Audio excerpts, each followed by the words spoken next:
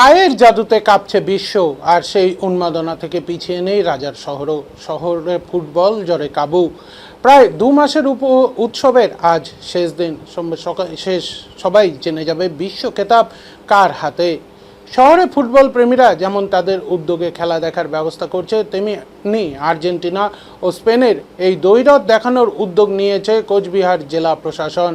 কোচবিহার শহরের উৎসব auditorium, Tufanganj municipality community hall, Mathabhanga Nazrul সদন, দিনাটা মহারাজা নৃপেন্দ্রনারায়ণ সদন এবং মেকলিগঞ্জের কথা ও গণসংস্কৃতিতে লাইভ খেলা দেখার আয়োজন করা হয়েছে ফুটবল বিশ্বকাপের।